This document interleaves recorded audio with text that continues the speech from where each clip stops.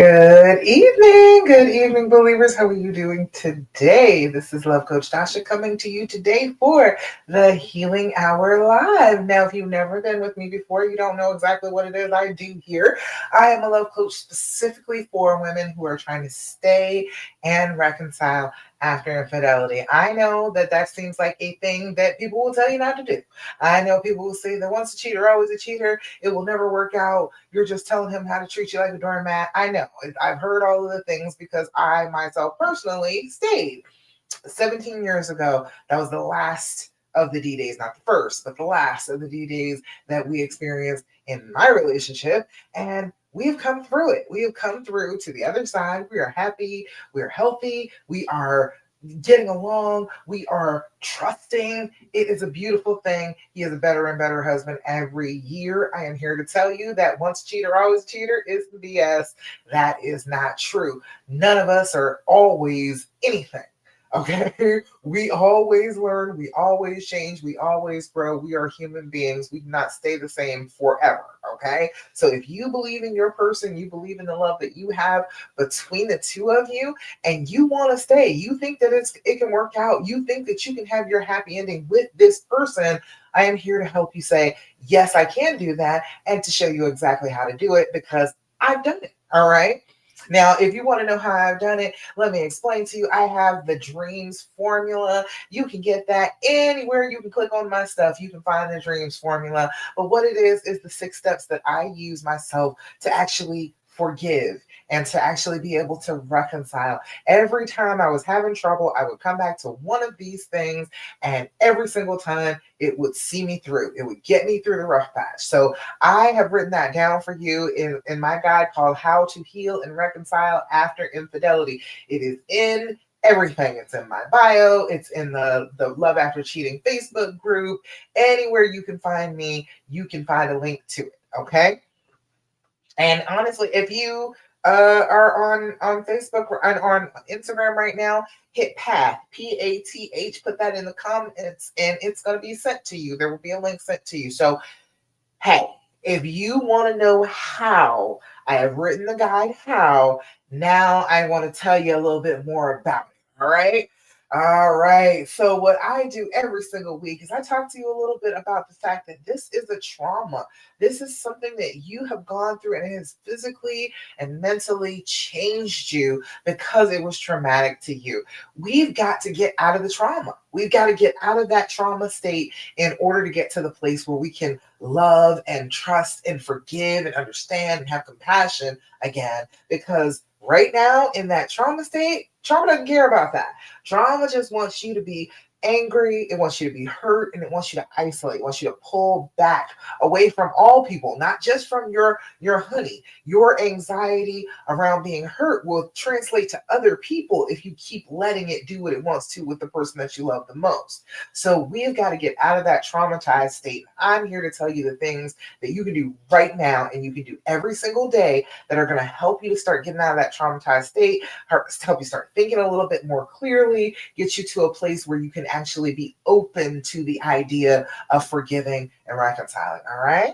All right. So, first thing that I always tell you every single time we get together, I want you to do your deep breathing. Have you been doing your deep breathing? If you are not doing your deep breathing, you need to jump on that. Okay. I need you to be doing your deep breathing 5 times, 5 times a day. Okay. I need you to work on that. Put it in your phone, set an alarm, make sure that frequently you are hearing that alarm go off and you are stopping what you are doing and doing your deep breathing. It's about a minute. All right. It's not that long that you'll have to be sitting there doing your deep breathing, but I want you to commit to doing it. When you commit to doing it, you commit to your brain changing after this trauma. You are consistently working on it in a way that your brain understands. Your brain, when you are freaked out, when you are hurt, when you are stressed, when you are traumatized, will send you into fight or flight. That is the opposite breathing that you do when you're deep breathing. So when we are freaking out, we are breathing very shallow, very short breaths, not fully inhaling the oxygen, and then blowing out before we can even use it, and raising up our carbon dioxide levels. So If you deep breathe, you're doing the opposite of that. You are slowing it down. You are getting blood oxygen into your bloodstream. You are getting oxygen to your brain. You are helping yourself be oxygenated and a little bit more thoughtful, a little slower, a little bit less afraid. And then, as you are teaching your brain that, as you are doing that over and over and over again, you will default into that. If something is going on, you will say, okay, wait. Let me deep breathe. Let me calm down. Let me get this oxygen in, instead of defaulting to, I'm about to have a panic attack. Okay. So that is the key number one thing that I want you to be doing every single day. All right. If you are with me right now, put it in the comments. Give me a like, a love if you have been doing your deep breathing. And if you haven't, let me know so I can tell you personally to do your deep breathing. Okay. But what we do is we're going to do our deep breathing together. Now, what we do is 4-7-8 breathing. There are all sorts of deep breathing techniques. Use whichever one you like. Okay. Whichever one feels most comfortable for you.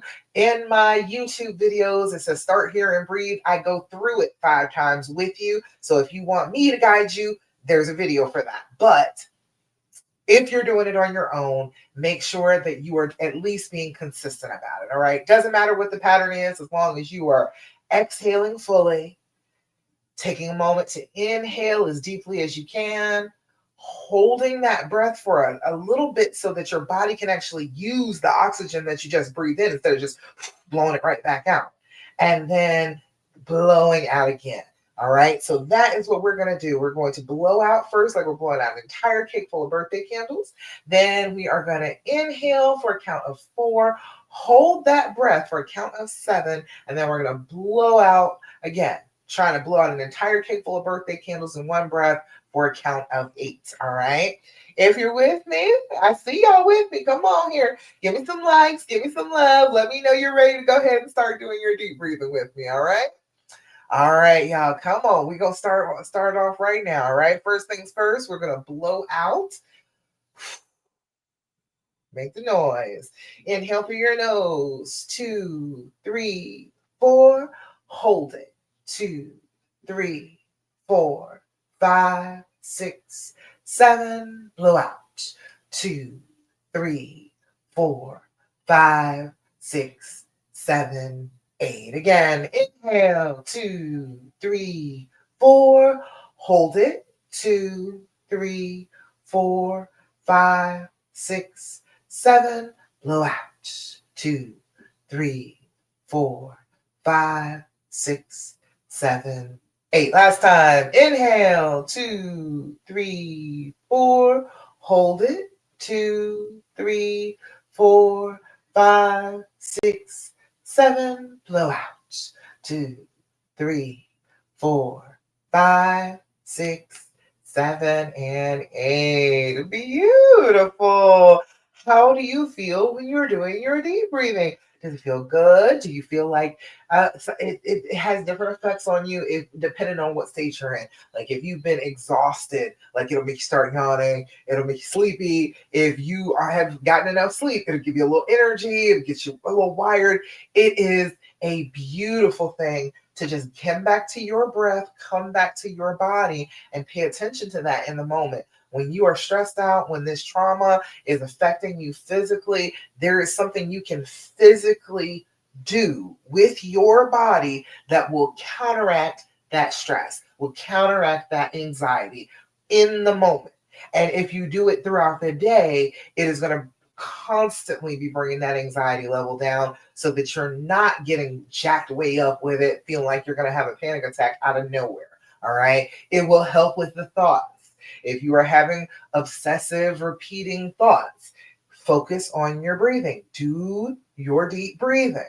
It will focus your brain. It is a higher brain function than that obsessive part of your brain. It's like this part of your brain down here is the more animal part of your brain. That's where all that nagging thought is coming from.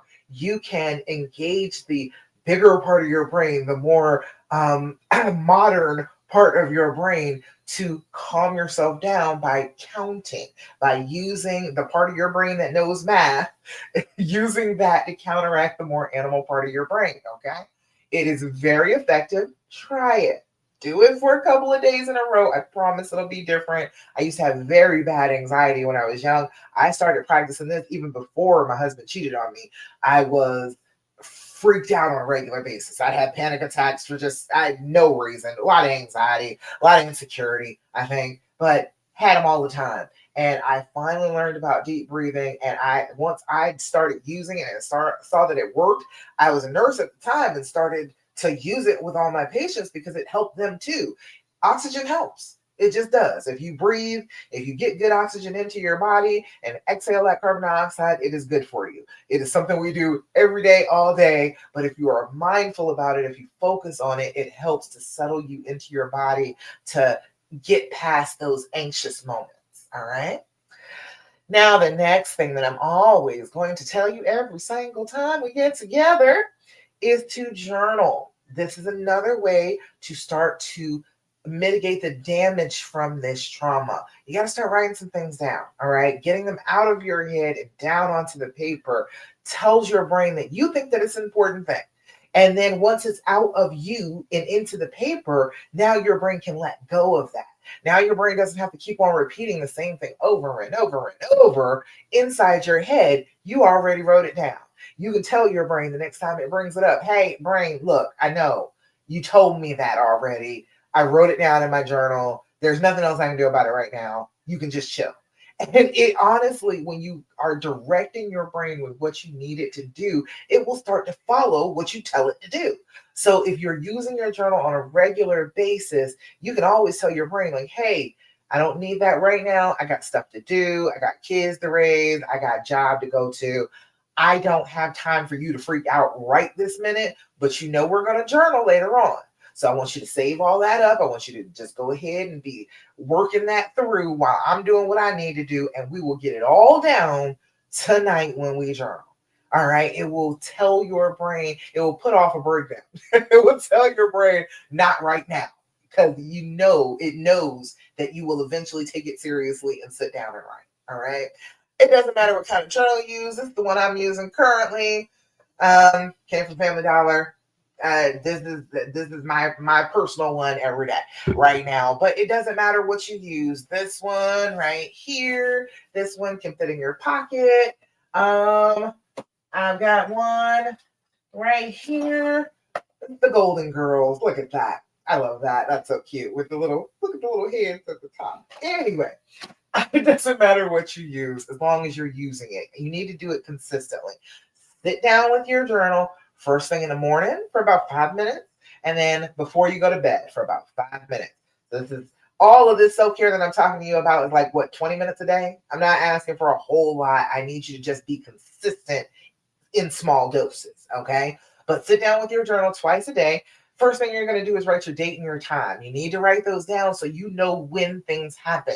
If you are writing in your journal, you need to be writing the date and the time just so you remember when this happened, the time frame, when things were going on, when, okay, this is what happened now, and this is what was happening in the few hours before that. So you have an idea about when things are happening, because if you have an idea when things are happening, you can find your triggers. You can figure out what is triggering you anytime because you've written it down. So write your date and your time, and then you're going to do your level of anxiety, 0 to 10. 0 is no anxiety whatsoever. You are great, all is well with the world, all right? Write that down.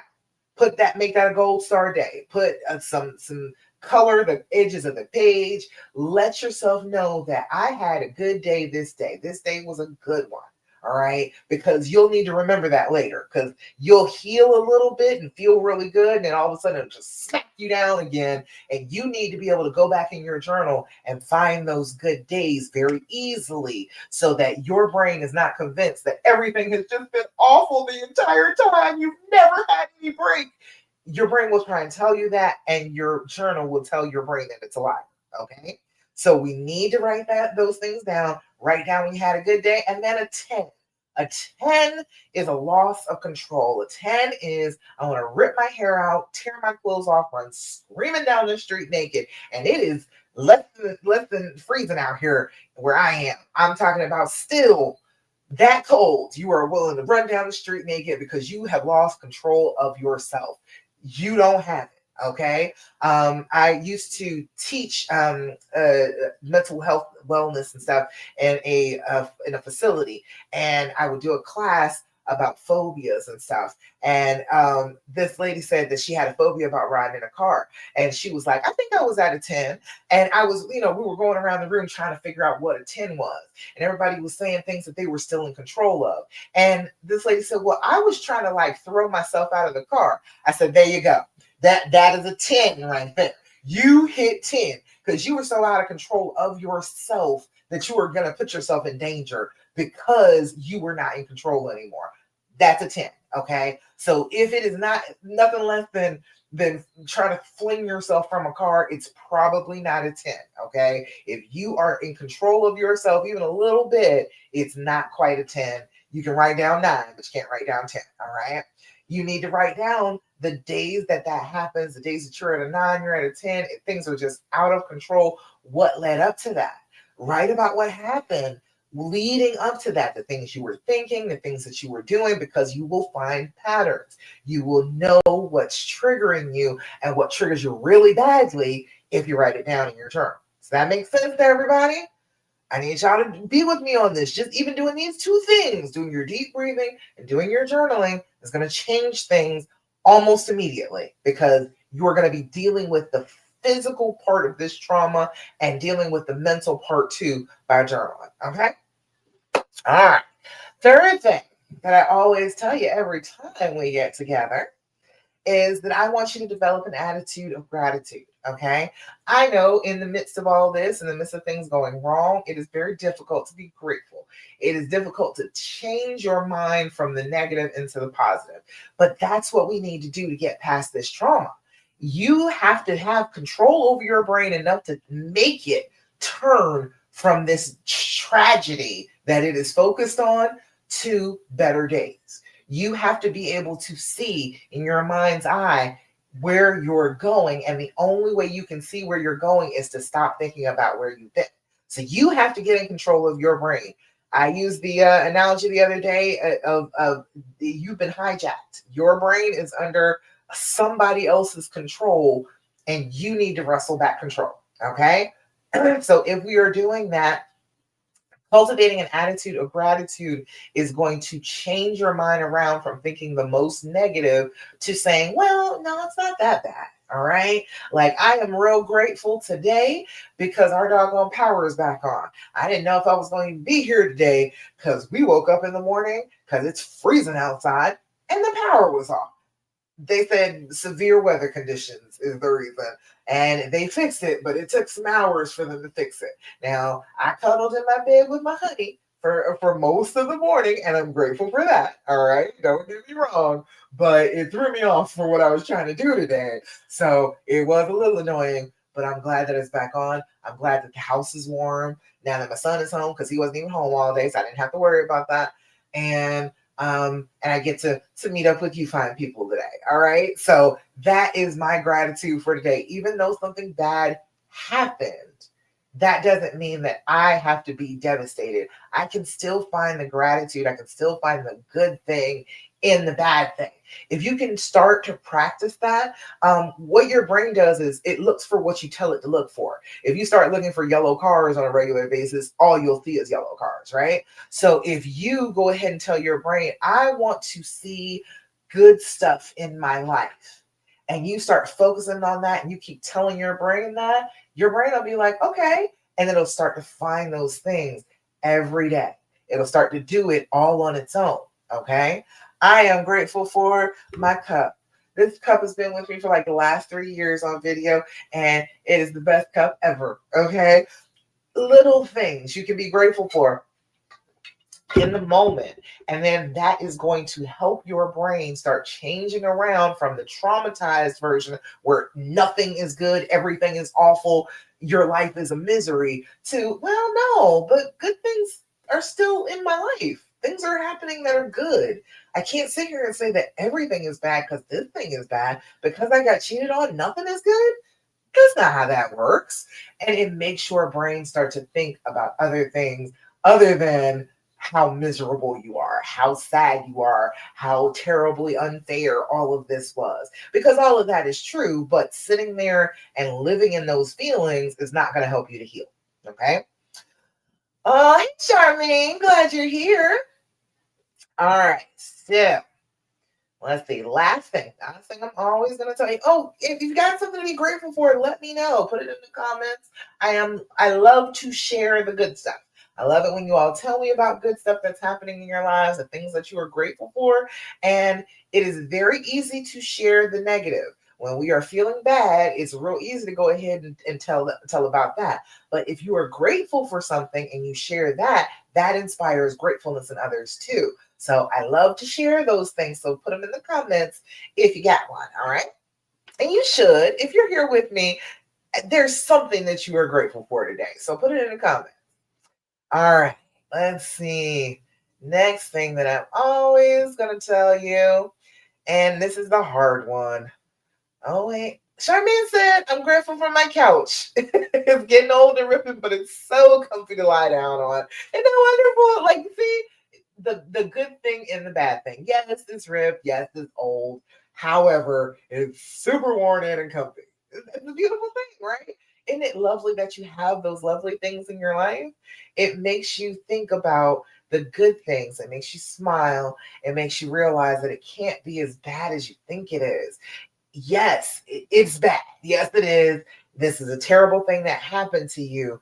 But in order to get out of that traumatized state, we can't just live there. We can't just focus on that. We got to focus on the good stuff. All right. Last thing is the last thing I'm always going to tell you is I want you to stop asking all those questions.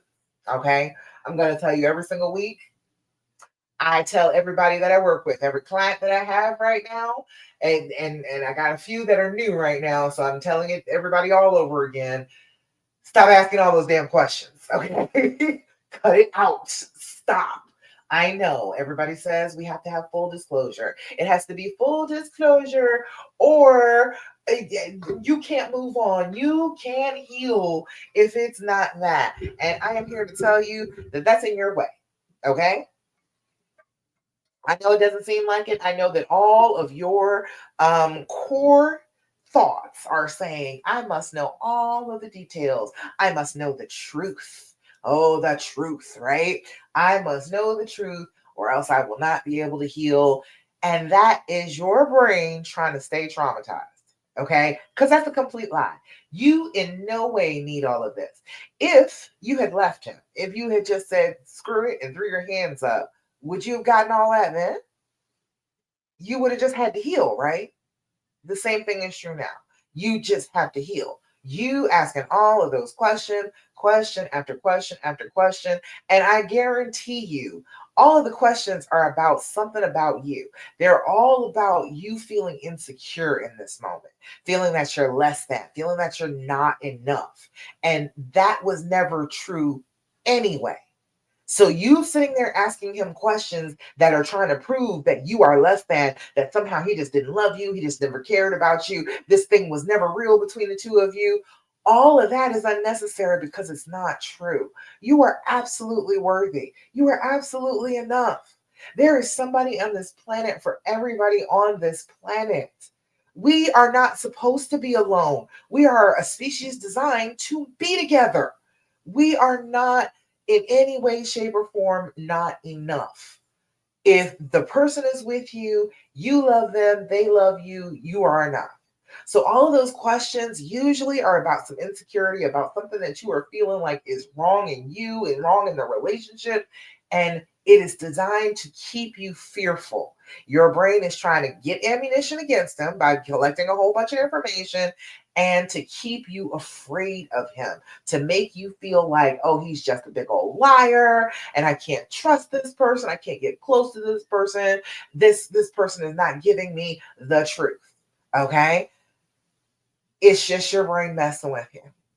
It is. If you're going to heal from this, you got to stop listening to that. You have to determine what you do now. If you want to heal, you can't just do the actions of your brain on trauma because that's the actions of hurting. I am hurting when I am asking all these questions. I am focusing on the pain, and I want to feed the pain by giving it even more information. Because I know if I give it this information, either I'm not going to get the information I want, so I'm going to feel worse about that, or I'm going to get the information that I wanted and I'm going to feel like crap because I was digging for something to make me feel like crap. That is what your brain is doing when it's telling you to ask all those questions. Okay. You know this person cheated. That's all you need to know. That's it. You don't need any of the details. You don't need all the emotional crap. You don't need positions. You don't need any of that. It is just your brain screwing with you, trying to put off healing. It's saying, if I have this, then we can heal. But then it's like, well, there's some more questions that I need to ask first. It's always pushing the goalposts so you don't heal. Okay? We got to stop falling for it. So I need you to stop asking all those questions. All right? Does that make sense? Charmaine said, I honestly feel better after stopping asking questions. My anxiety has gone down a lot just from that. It is interrupting the feedback loop in your brain that feeds the trauma. That's what you're doing. When you stop doing that, you cut it off cold and say, no, no, that is not what we're going to continue to do. I'm not going to sit here and continue to ask all these questions that do nothing but hurt me when I find out the answers. I'm not going to do that. I am not going to do that. That is not what we're doing today. It will start to immediately make you feel better because you're not consistently torturing yourself. Okay. You are not waterboarding yourself for no reason. You don't need to do it. It is not necessary. It is not at all necessary for you to heal. All right. Now, all that being said, right, I don't want you to ask questions, but if you are just in the moment and your brain is itching, because it'll itch. It'll be like, oh, I got to ask this question. Oh, this question is bothering me. And if I just had the answer to this, okay, we can switch that urge to something a little bit better, okay? This is, flip it around, the and, THEAND, the and. You can find it on Amazon. This is the Healing Edition deck. It's 199 questions that are designed just for healing a relationship, okay? So if you want to ask a question, you can ask your honey if we can sit down and do 2 or 3 of these questions. You're only going to need 2 or 3 of them. Don't get all ambitious and pick out 7 cards like we play Uno, okay? No. 1, 2, 3 cards. That's all you need. That's a whole conversation right there. We're not talking all night, okay? But it will give you a chance to ask a few questions so that your brain stops itching to ask a question, okay? That makes sense? All right, let me give you a couple of these because I don't think I've even gotten through this entire deck in like 3-4 years that I've been telling you questions from the deck. I don't think I've gotten through the entire thing. All right, let's see. What's one thing you think I really want to do with you? All right. Wouldn't that be a better question than the questions that you want to ask? How did you feel about her? Did you love her? Did you tell her that you loved her? Were you jealous if she was with somebody else? Wouldn't this be a better question than that? What's one thing you think I really want to do with you? Because that sounds like date night. All right. That sounds like we are going out. All right. Next one is going to be, what's one experience you wish we shared, but we didn't, and why? That's a good one. Something that he like, dang, I was in this experience. I wish that it had been you there and not anybody else, or me by myself. I wish you had been there along with me. So, what's one experience you wish we shared, but didn't? Okay. And one more for the road. What do you think scares me most? Ooh, boy. I don't know if you want to ask this, okay? Do you want to ask this? You might want to ask this. But if you ask this, you got to be prepare for the answer, okay? That's the whole thing about questions. If you want to ask a question, you've got to be ready for the answer to the question, not what you think the answer should be, but the actual answer to the question. So, what do you think scares me most? If you asked him that about you, what do you think he would say? And then really ask him. See what he actually says scares you most, and see if it matches up with what you think scares you most. All right. All right. So those are some just to get you over the hump, give you a little bit of a question fix That is not bad questions to ask. Okay. All righty. All right. So that's all the stuff that I tell you every day. Okay. Every time we get together, I tell you these things because I want you to know that trauma is the same for all of us. It seems like it's different. It's a very isolating feeling. It feels like, oh, nobody else has ever gone through this. And so many people on the internet, so many people that you probably know in real life are saying, no, kick him to the curb. I would never stay with him. But let me tell you, okay, I started off being a coach for couples. That's what I started off doing. And I was doing premarital counseling and I officiated weddings. Okay. So that's what I started off doing. But every time I would get these couples in for their sessions, for their premarital counseling, for couples coaching, it was always the same problem. He cheated on me back in the day, and I never quite gotten over it. That's what it always came down to. No matter what the issue was in the moment, it always went back to, but I don't really trust him because he cheated on me. So I found out that everybody that kept saying, oh, I would kick him to the curb and I wouldn't be with him anymore. And I don't think he loves me, so I don't love him. A whole bunch of that was crap. A whole bunch of people was lying. Okay. So all those people that are running off at the mouth telling you that you should run away and you shouldn't be with that person anymore, I promise you, they have probably been there. They have probably stayed before. Okay. They're telling you this from their fears because it didn't work for them. They weren't able to heal. They didn't do the proper things to heal. And so they never got to healing. So they think that you can't get to healing either. All right. Just because one woman or just because scores of women don't know what to do and haven't been able to heal from cheating does not mean that you will not be able to heal from cheating. You are in control of what you do. You decide what your life is going to be. So you can listen to all of that fear. You can. Everybody experiences it. It's very much the same for everybody. So it's going to feel real familiar, real comfortable. But if you want to have your life, what you're going to have to do is figure out what your life looks like, happy, healed, trusting, and then proceed along that path. In spite of what your brain is doing, in spite of the fear and the trauma that is trying to control your life and control your body, you are going to have to make decisions about what you want your life to look like and then follow through with that plan instead of the plan that your brain has. Does that make sense? It is a very conscious thing. Healing from this does not take time. That is not what it takes, okay? Now, time can make it worse. Don't get it twisted. Time can make it worse, but time itself is not just going to make it better. When you first start off, you have experienced this terrible thing and it devastates you, okay? But this is the place where you're closest to remembering what things were like, getting back to the love. So even though it's really devastating, like right afterward, that is the time period where there have been the least changes in your brain. You have the best possible chance of getting back to the love that you had, okay?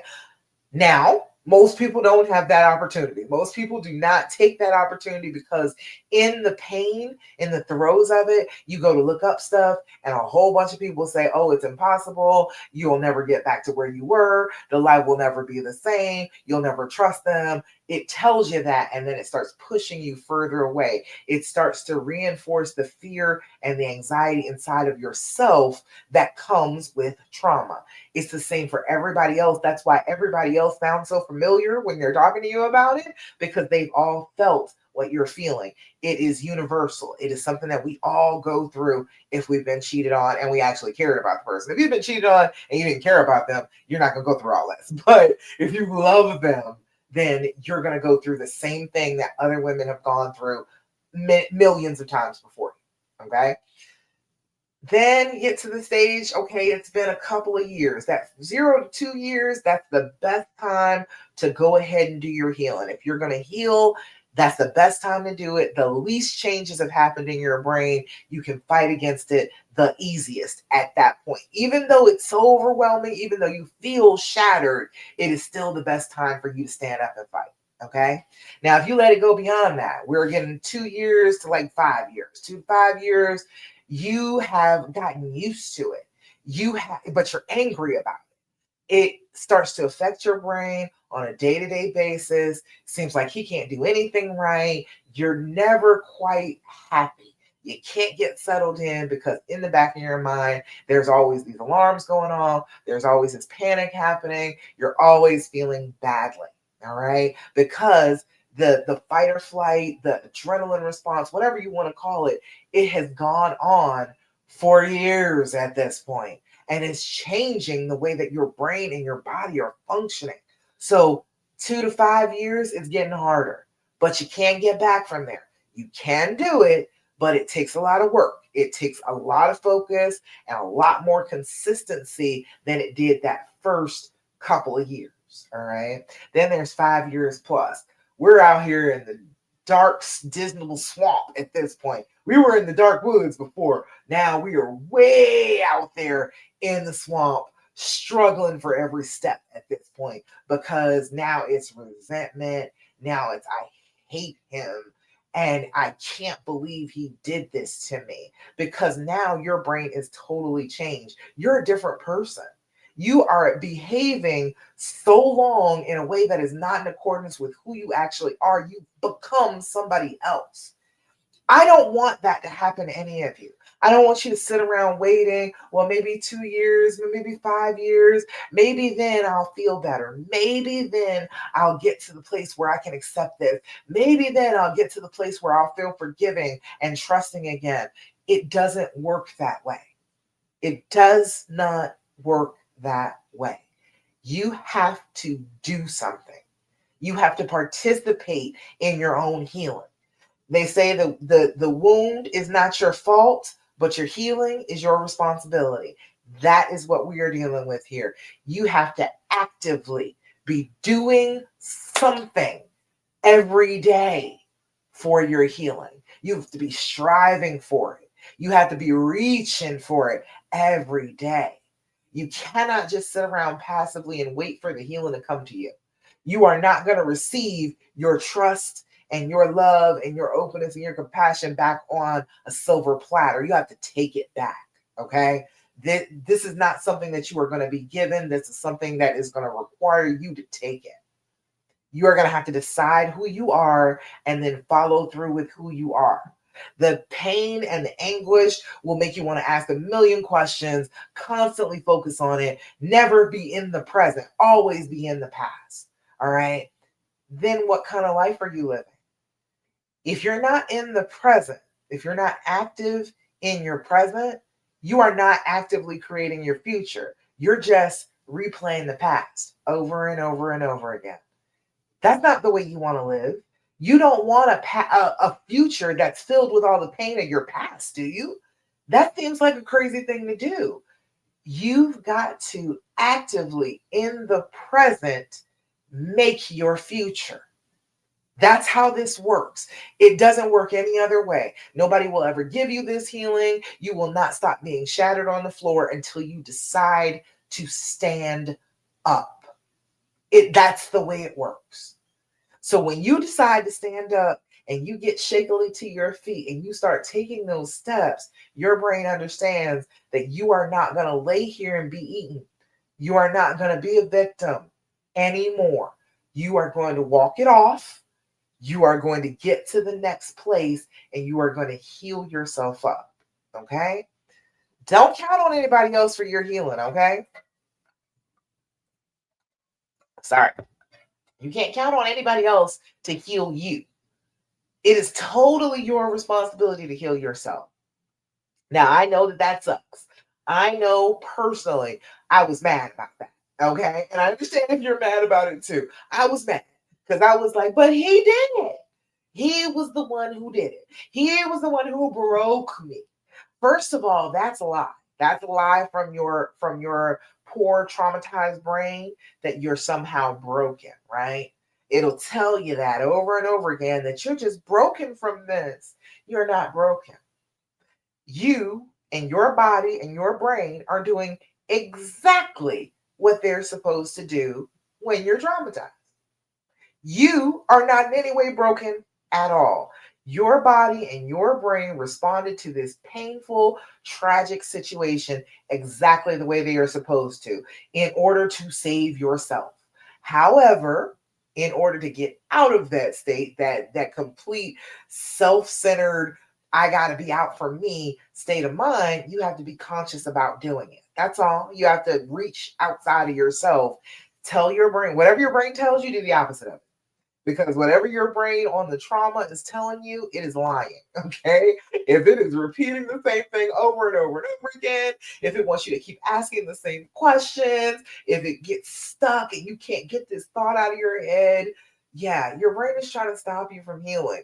You've got to be conscious about purposely not following what it's saying and doing the opposite. If it's dying to ask a question about what happened, you stay in the present. You don't ask any questions at all. If your brain is screaming to ask a question and you start asking a question like, well, how are you doing today? And how was your day?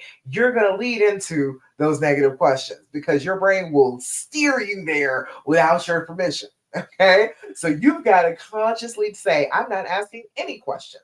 Everything I say is going to be a statement, and that short circuits that loop that's going on in your brain, and it makes it stop. It makes it just say, ooh, wait, she's not participating. Hold on. And then it has to try and think of another way to get it started. Okay. So if you're constantly thinking about not doing what the pain tells you to do, you're going to be okay. If you do the opposite of what the pain tells you to do, you're going to be okay in this situation. You're going to feel better. You're going to heal. But if you keep doing everything that the fear and pain tell you, if every thought that comes to your brain, and they're mean thoughts too, right? They are not happy thoughts that you were about to share with him. If you want to lash out every single time and you just allow yourself to do that, you're not going to heal. You are following what the pain and the trauma want you to do so closely that you will not get to healing. You are just following what the pain and the trauma want. So you've got to consistently be thinking, is this screaming inside my head? Is this the trauma talking? Is this the fear? Is this the repetitive, obsessive thoughts? Is this the mean me? The me that's not really me. Like I named her, okay? I named my other side, that side of me that was ready to go off on him at a moment's notice, that was ready to throw everything that he did in his face. I gave her a name, okay? And I don't even call her name. I don't say it out loud because I don't enjoy her visiting, okay?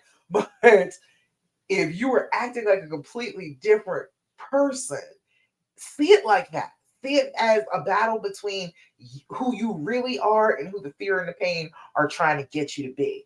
And then fight for yourself because you're worth it. You are the queen. You are the main character of this story. And if you're not here, then the story is not going to go well. It's not going to be fun. It's not going to be beautiful. It's going to be this super villain coming to power. Okay. That's what it's going to be. It's not going to be the good queen getting back to her castle after she's defeated the curse. It's not going to be that. And that's what we want, right? Don't we want the fairy tale ending? Don't we want the happily ever after? If you want the happily ever after, you've got to pursue it. You've got to be the hero. The hero is active in those stories. They're doing stuff. Okay. They are not just sitting around. They're not just waiting for the healing to happen. They're not just waiting to fix the curse. Somebody else will fix it. No. They are out there. They are traipsing through the woods. They are making sure that they get to the place where they can fix what has gone wrong.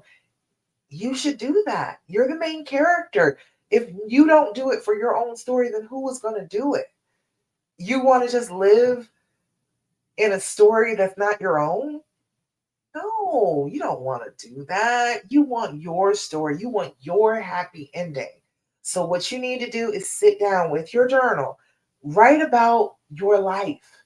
What is it going to look like when you are completely healed, when things are wonderful, when you are happy, when things are working out, when you are feeling good about the relationship, about the decision that you made. What does that look like? Ask yourself the question. Write it down in your journal and come back to it. When the fear and the pain are trying to make you lash out, read the description of the hero in this story and see if that's lining up with what the fear and the pain wants you to do. If the fear and the pain are telling you to do awful things, mean things, things that lash out, things that are just satisfying that primal need for, oh, I want to lash out at you. You hurt me, I want to hurt you. If you are listening to that part of your brain, then that's what you're going to do and that's who you're going to be. You're not going to be the gracious queen anymore. You're not going to be the good queen. You're going to be the villain. So we've got to purposely choose to visualize what we want our life to be like when our story is complete, when our story is at its happy ending. Who are we then? And what is the path to get to that? Who do I have to act like? What do I have to do to get to that happy ending? All right. And that's what I want you to do. I want you to find your happy ending. You should be able to find that. You should be able to have it. Just because this horrible thing has happened to you does not mean that your happy ending is not there. Yours is, okay? Unapologetically unique 13. I see you over there. Hey, on Instagram. I am telling you about being active in your healing. That's what I'm talking about today. Being active in your healing after this infidelity. You got cheated on, but that doesn't mean you got to cheat yourself out of the life that you want. You could follow along with the pain and the suffering and the trauma are telling you to do. And there's I can't convince you otherwise. If it makes you feel good, if it makes you feel like, oh, I'm following the path, I'm doing what I want to do, okay, fine. But if it's painful, if you don't like it, you don't like the path that you're on, the lashing out is stressing you out, you don't want to be here, you want to love, you want to be open, you want to forgive. If that's what you really want, then you have to go for it. You have to practice it. You have to decide that it's what you want and then participate every day in doing what your healed self would do. Okay? Practicing the actions of healing over the actions of hurting. Okay? That makes sense? You all let me know if I sound crazy. I know it can sound so crazy, but it is not that strange. Once you start it, once you really try it a couple of days in a row, once you resist the urge to be the pain filled version of you and decide to be that loving version of you again, you'll find that she didn't go anywhere. Just because she got hurt doesn't mean that she left. That beautiful, happy, in love, happy to be in love version of you did not leave you. It did not go anywhere. She is in you. You just have to find her. She's a little bit lost right now, but you know you want to find her. So go find her. All right? Don't leave her lost. Don't leave her lost in the woods. Go and help her come back to the surface so you can be the person that you want to be in spite of this painful thing happening to you. It shouldn't have happened. I know that. It shouldn't have happened to you. You should not have been cheated on. You were way too good for that. However, cheating is one of the major conflicts that happens in human beings' relationships. It is one of the biggest things. And the fact that you have had something happen to you that has happened to millions of people before should let you know that it is a normal thing to happen. And it does not have to mean that your life is destroyed. It just means that you have to be a little bit more conscious, a little bit more aware of what you're doing, and focus yourself on your healing instead of your hurting. And that's just another way to grow. That's all that is. It's not a bad thing to learn to get past things that are devastating because lots of devastating things happen in this life. Okay. Just like a lot of good things happen, a lot of devastating things happen in this life too. So if we got to deal with devastating things, this is a actually a lower level devastating thing to happen. I know it seems like it's huge, right? It seems like the biggest that could happen, but there's also death. There's a lot. There's jail. There's a lot of things that could be devastating. That's actually worse than getting cheated on. All right. So if you get the opportunity to start with a low level devastation instead of a high level devastation, I think that's something to be grateful for. I do. I know it seems horrible to be grateful for cheating, but man, I'd rather deal with that than the drug addiction. The drug addiction was worse than cheating. Okay, I'm gonna just tell you straight up, the addiction was way worse. All right, that was a bigger devastation than the cheating. So I know personally that there are bigger devastations. I don't want you to get caught up in this one and feel like, oh, this is just the be all and end all. It's just gonna make me, I'll never be the same again because of this. It doesn't have to be that serious. It really doesn't. You can get to a more healed position and feel really good about yourself and feel healed and whole and trusting and everything in much less time than you think. Much less time than you would actually believe that it would be. You can do it in a much less time than that because this is actually a lower level type of devastation. All right. I hate to make it sound like it's not that big a deal, but it is one of the things because just like you didn't lose a person, there is some mourning and some grief that comes with the cheating. Like I grieve that, oh, I thought this was a person that I could just trust 100%, but that was never true either. You got that grief for that idea, but that was just an idea. You could never trust anybody 100%. That was never a thing. I don't think we can trust ourselves 100%, much less another whole other person. That seems like a lot. That seems like a lot to ask for from somebody who's completely separate from you. So I know that it seems like this is the most devastating thing that could happen, but there are things that will be feeling worse. Like eventually one of the other of you is not going to be here anymore. One of the other of you is going to pass away. Even if you live together for 80 years, that's still going to happen. There's going to be some heartbreak. There's going to be some devastation. But this is a devastation where you actually get to keep your partner. They're not actually going anywhere. If you choose, you can still go on and have the rest of your lives together. And that's what I mean by like a lower level devastation. Higher level devastation is you don't get that. You don't get your partner anymore. They are not with you to be able to go through things with you. So that's what I mean by that. I don't mean it to be like saying that cheating is not a big deal. It is a big deal, but it is a situation that you can walk away from with your person instead of without them. That makes sense. All right. So last thing that I always tell you every time we get together is I want you to do your affirmations. Can you do your affirmations, please? I have met too many women in my years of doing this who feel badly about themselves. This is just epidemic. I don't know if it's the patriarchy. I don't know what it is, but we got to cut it out. Okay. This whole idea of not being enough, I don't know where that came from. I think that was the patriarchy to make us all insecure and make us feel like, oh, well, we got to be better all the time. I think that's what that was because somehow or another, the idea got introduced to us that somehow we cannot be enough. Okay, homie, you are on this planet. You're enough. You are the result of so many people who loved one another being together.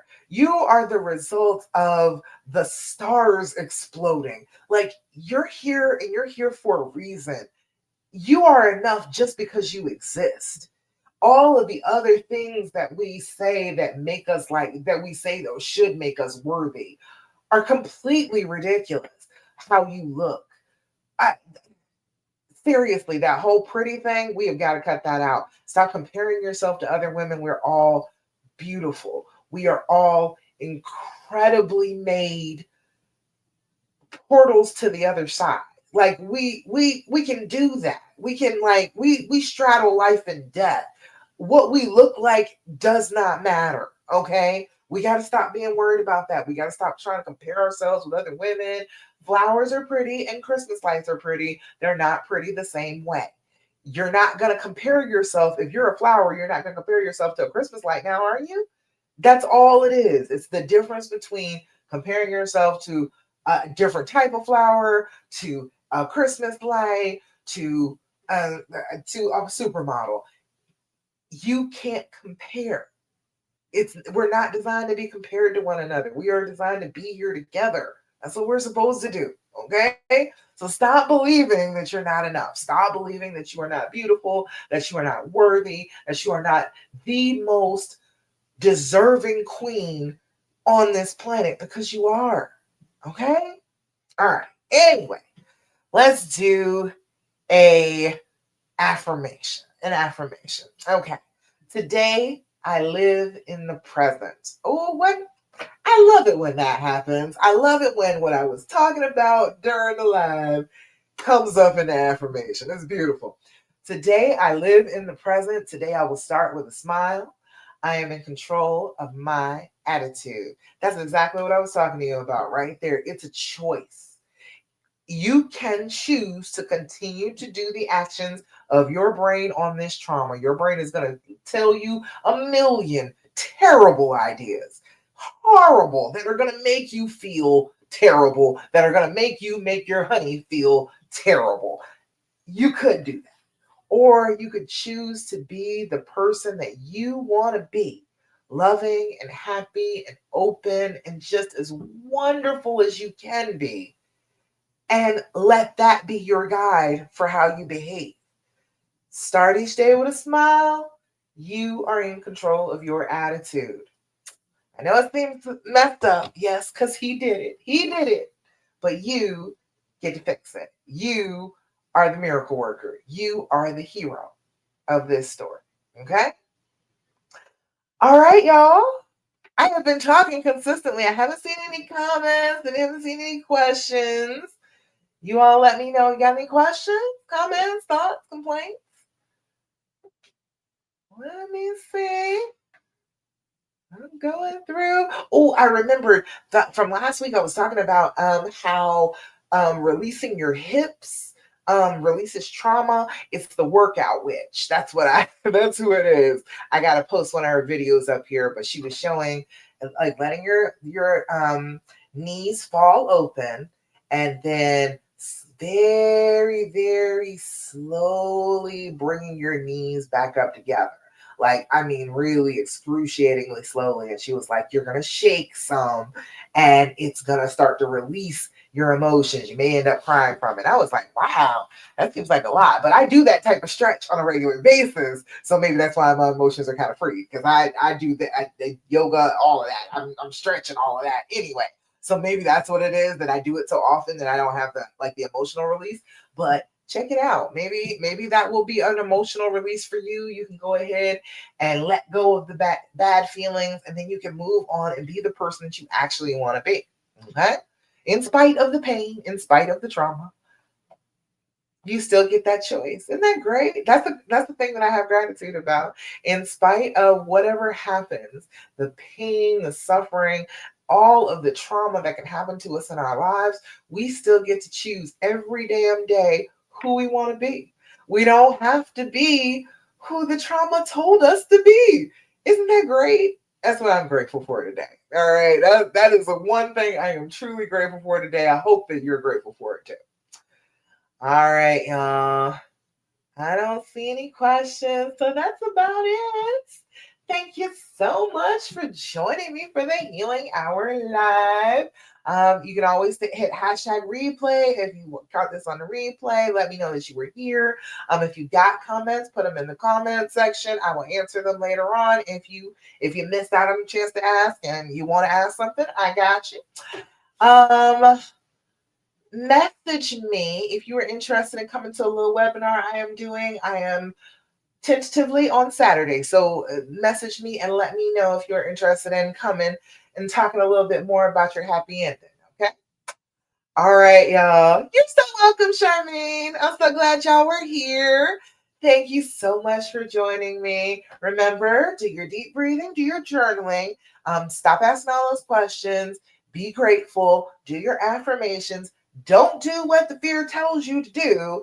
And I love you and I'm so proud of you. And I will see you again next Thursday, 9 p.m. Eastern Standard Time for the Healing Hour Live. Bye, y'all. Bye, Instagram. And bye over here on Facebook and YouTube.